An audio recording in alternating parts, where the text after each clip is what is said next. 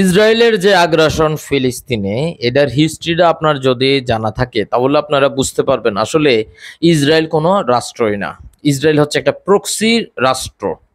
ইসরায়েলের পেছনে কে আছে? দেখেন, ইসরায়েলকে এখন পর্যন্ত 1948 সালের পর থেকে $158 বিলিয়ন সামরিক সহায়তা দেওয়া হয়েছে। $158 বিলিয়ন সামরিক সহায়তা। এই যে সামরিক সহায়তা পেয়ে ইসরায়েল কি করছে? মূলত তেল, তারপরে হচ্ছে সাগর, মধ্যপ্রাচ্য দখল, এই জিনিসগুলাকে কেন্দ্র করেই, এবং সবচেয়ে বড় যে বিষয়টা সেটা হচ্ছে যে আমেরিকার যে ফেডারেল রিজার্ভ, সেটা সেটার ইতিহাস আপনার জানতে হবে। এই যে সৌদি আরব থেকে বা মধ্যপ্রাচ্য থেকে যে তেল নিচ্ছে, তেল কিন্তু ডলারে পে করতে হয়। ডলারে পে করা যদি বন্ধ করে দেওয়া হয় তাহলে আমেরিকার যে অর্থনীতি ভেঙে পড়ার সম্ভাবনা। পৃথিবীর ম্যাক্সিমাম দেশের বিনিময়, আন্তর্জাতিক বিনিময় যেটা, সেটা ডলারে করে থাকে। ফেডারেল রিজার্ভে প্রত্যেকটা দেশ ইনভলভ। যখনই ইরান বেরিয়ে আসার, ইরান, উত্তর কোরিয়া সহ আরো কয়েকটা দেশ এই ফেডারেল রিজার্ভের সাথে নাই। মিশরের দিকে তাকান, সিরিয়ার দিকে তাকান, যখনই এরা ফেডারেল রিজার্ভ থেকে বেরিয়ে আসার চেষ্টা করেছে তখনই তাদের ওই সরকারকে পতন করে দিয়েছে। এটাকে বলা হয় স্পন্সর্ড আন্দোলন। সো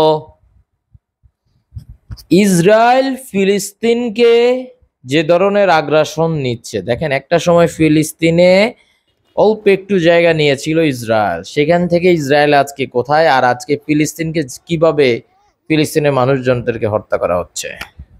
সো এই ইতিহাসটা জানতে হলে আপনাদের আরো অনেক অনেক পিছনে চলে যেতে হবে। এগুলার জন্য আপনাকে সময় দিতে হবে, রিসার্চ করতে হবে, জানতে হবে আসলে মূল ঘটনা কোথায়। মধ্যপ্রাচ্যের তেল, সোনা এবং এগুলাকে, আমার তো মনে হয় যেভাবে সময় যাচ্ছে মধ্যপ্রাচ্যে আমেরিকান সেনা যেভাবে আছে বিভিন্ন দেশে বিভিন্ন পয়েন্টে, একটা সময় মধ্যপ্রাচ্যকে একদম সরাসরি, এখনো তো সরাসরি যদি ওরা ক্ষমতা না নিলেও এদের সমর্থন করে ওই ধরনের লোকদেরকে বসায় রাখছে। এই কারণেই হচ্ছে ফিলিস্তিনে এত হাজার হাজার মানুষ মারা যাচ্ছে, কিন্তু মুসলিম দেশগুলো অথচ আশেপাশেই আছে, লেবানন অথবা জর্ডান অথবা ইরাক, ইরান, তারপর হচ্ছে মিশর, সিরিয়া। আরেকটা বিষয় হচ্ছে সুয়েজ খাল। সুয়েজ খাল এইটার উপর ডিপেন্ডেন্ট কিন্তু এশিয়া, ইউরোপ।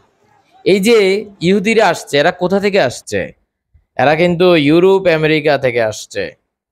এই যে হিটলার, আপনারা বলেন যে হিটলার কিছু সঙ্গে ইহুদি রেখে গেছে, 60 লক্ষ ইহুদি মেরে ফেলছে।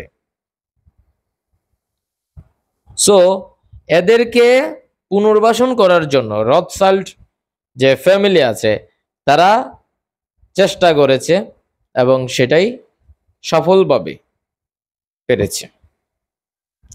সো তাদেরকে মানে একটা ঘোষণা দিচ্ছে ইসরায়েল একটা, দেখেন গুগলের মানচিত্র দেখেন প্যালেস্টাইন কোনো রাষ্ট্র আছে কিনা, দেখবেন ইসরায়েল আছে, প্যালেস্টাইন নাই। গুগল কিন্তু এটা করে নাই। তো বুঝতেই পারছেন ঘটনাটা আসলে কোথায়। এই ইসরায়েল হচ্ছে একটা প্রক্সি রাষ্ট্র। এটা কিন্তু আস্তে আস্তে আমাদের বাংলাদেশে গত 15-16 বছর এই ধরনের আলোচনা কেউ করতে চাইলে তাকে ধরে নিয়ে যেত, তাকে এই দিয়ে তাকে নিয়ে যেত। কেন প্রক্সি? একটা প্রক্সি রাষ্ট্র কেন, এবং তার ব্যাকআপে কারা কারা আছে এটা তো এখন ওপেন, সবাই জানে। আমেরিকা সকল ধরনের সহায়তা দিয়ে যাচ্ছে। তো শেষ পর্যন্ত আসলে কি হয় দেখেন, আগামী 50 বছর পরে এমনও হতে পারে যে ইসরায়েল, মিশর অথবা অন্যান্য যে মধ্যপ্রাচ্যের দেশগুলা তাদেরকে অ্যাটাক করতে পারে। ইতিমধ্যে অ্যাটাক করে বিভিন্ন কারণে, বিভিন্ন সময়। দখল নেওয়ার আস্তে আস্তে সীমানা বাড়াইয়া দখল নেওয়ার চেষ্টা করবে। সো আপনাদের কাছে আসলে কি মনে হয়? আপনাদের মতামত কি? আমাদের হিস্ট্রিটা বুঝতে হবে। আসলে আমরা দৈনন্দিন জীবনে যা ব্যবহার করি ম্যাক্সিমামই কিন্তু তাদেরই কোনো কোম্পানির প্রোডাক্ট। সো আমাদের বিকল্প করতে গেলে আমাদের ওই ধরনের বিষয়গুলো নিয়ে আসতে হবে, যে আমাদের সক্ষমতা বাড়াতে হবে, অথবা তাদের সাথে পেরে ওঠা খুব টাফ হবে।